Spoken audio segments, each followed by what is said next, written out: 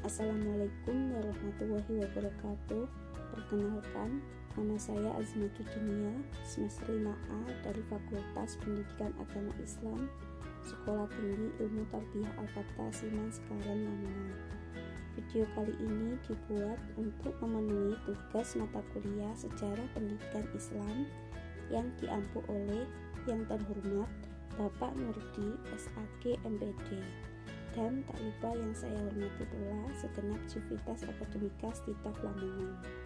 Di video kali ini akan membahas tentang pendidikan Islam di Indonesia pada masa era reformasi atau Orde Baru. Belum menuju ke pembahasan, saya akan memaparkan sedikit pengertian dari pendidikan Islam dan reformasi. Di antaranya yaitu pendidikan adalah pembelajaran pengetahuan, keterampilan, dan kebiasaan sekelompok orang yang diturunkan dari satu generasi ke generasi berikutnya melalui pengajaran, pelatihan, atau penelitian. Pendidikan atau pembelajaran sering terjadi di bawah bimbingan orang lain, akan tetapi juga memungkinkan secara otodidak atau belajar sendiri. Selanjutnya, pengertian pendidikan Islam menurut salah satu tokoh yang bernama Abuddin Nata, yaitu upaya membimbing, mengarahkan, dan membina peserta didik yang dilakukan secara sadar dan terencana agar terbina suatu kepribadian yang utama sesuai dengan nilai-nilai ajaran Islam. Selanjutnya, pengertian dari reformasi menurut Kamus Besar Bahasa Indonesia adalah perubahan secara drastis untuk perbaikan di bidang sosial, politik, atau agama dalam suatu masyarakat atau negara. Pada pembahasan kali ini terdapat 3 poin, di antaranya yang pertama yaitu bagaimana keadaan Indonesia pada masa Orde Baru. Yang kedua, bagaimana pendidikan Islam di Indonesia pada masa reformasi, dan yang ketiga, bagaimana kebijakan pendidikan Islam masa Orde Baru. Poin pertama yaitu keadaan Indonesia pada masa Orde Baru. Setelah Presiden Soekarno turun, secara otomatis rezim Orde Lama juga terhenti. Bersamaan dengan itu, lahirlah Orde lain sebagai penerus perjuangan. Orde ini tidak lain adalah Orde Baru yang menggunakan konsep demokrasi Pancasila dan dipimpin oleh Presiden Soeharto. Orde ini berlangsung dalam rentan waktu yang cukup lama, yaitu kurang lebih 32 tahun.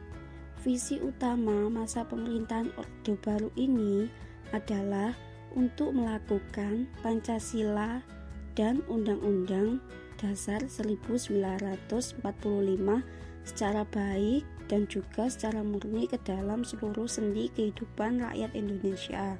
Poin yang kedua yaitu pendidikan Islam di Indonesia pada masa reformasi. Pendidikan Islam pada masa reformasi setahap demi setahap mengalami perkembangan.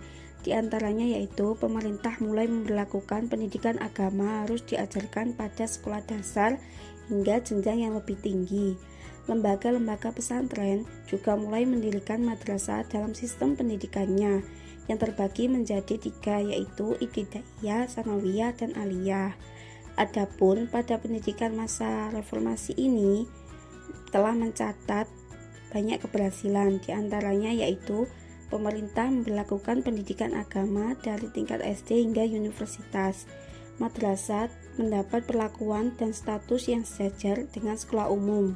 Pesantren mendapat perhatian melalui subsidi dan pembinaan. Berdirinya Majelis Ulama Indonesia atau bisa disingkat dengan MUI pada tahun 1975. Pemerintah memberi izin pada pelajar muslimah untuk memakai rok panjang dan berhijab di sekolah negeri, yang pada saat itu biasanya memakai rok pendek atau tidak berhijab. Terbentuknya Undang-Undang Nomor 2 Tahun 1989 tentang Sistem Pendidikan Nasional.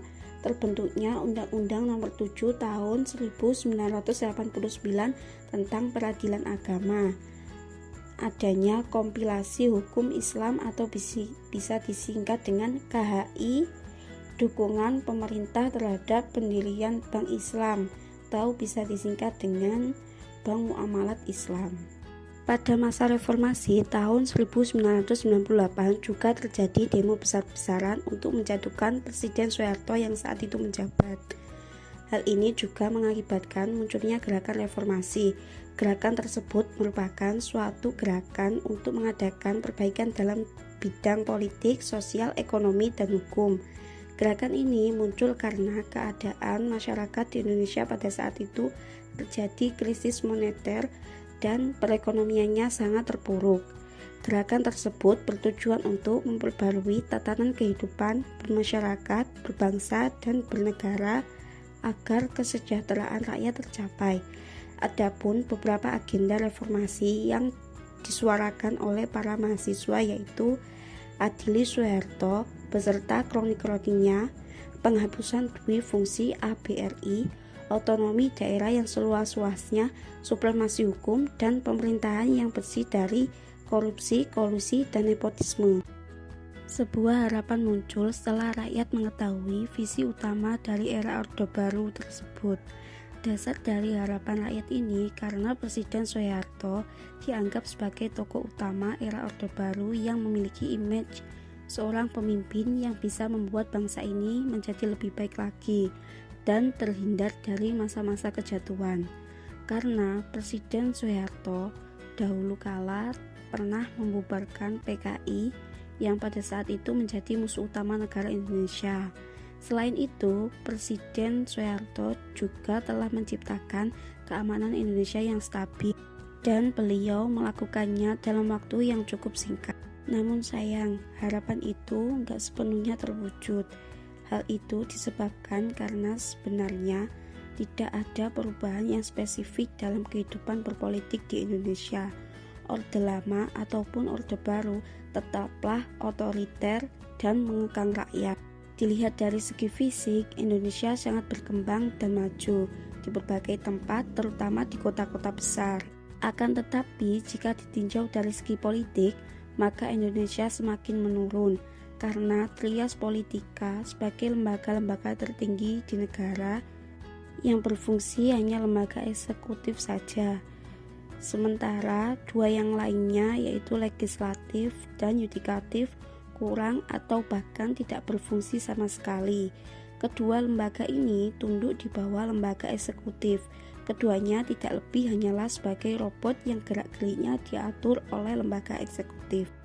Poin yang ketiga yaitu kebijakan pendidikan Islam pada masa Orde Baru. Pada zaman pemerintah Orde Baru, kebijakan pendidikan diwarnai oleh politik yang bersifat sentralistik, dengan titik tekan pada pembangunan ekonomi yang ditopang oleh stabilitas politik dan keamanan yang didukung oleh kekuatan birokrasi antara pemerintah, angkatan bersenjata, dan konglomerat. Dengan politik yang bersifat sentralistik ini, seluruh masyarakat harus menunjukkan monoloyalitas yang tinggi baik secara ideologis, politis, birokrasi maupun hal-hal yang bersifat teknis. Yang lebih menyedihkan dari kebijakan pemerintah Orde Baru terhadap pendidikan ini adalah sistem doktrinisasi, yaitu sebuah sistem yang memaksakan paham-paham pemerintah Orde Baru agar mengakar pada benak anak-anak. Bahkan dari sejak sekolah dasar sampai pada tingkat perguruan tinggi diwajibkan untuk mengikuti penataran 4P, yaitu pedoman, penghayatan, pengamalan, dan Pancasila yang berisi tentang hafalan butir-butir Pancasila. Proses indoktrinisasi ini tidak hanya menanamkan paham-paham Orde Baru, tetapi juga sistem pendidikan masa Orde Baru yang menolak segala bentuk budaya asing, baik itu yang mempunyai nilai baik ataupun mempunyai nilai buruk. Dengan demikian, pendidikan pada masa Orde Baru ini bukan untuk meningkatkan taraf kehidupan rakyat, apalagi untuk meningkatkan sumber daya manusia Indonesia, akan tetapi malah mengutamakan orientasi politik agar semua rakyat itu selalu patuh pada setiap kebijakan yang dibuat oleh pemerintah. Sekian dari saya. Apabila ada salah kata atau penjelasan, saya mohon maaf yang sebesar-besarnya, dan semoga di video kali ini bisa menambah wawasan serta bermanfaat bagi kita semua. Wassalamualaikum warahmatullahi wabarakatuh.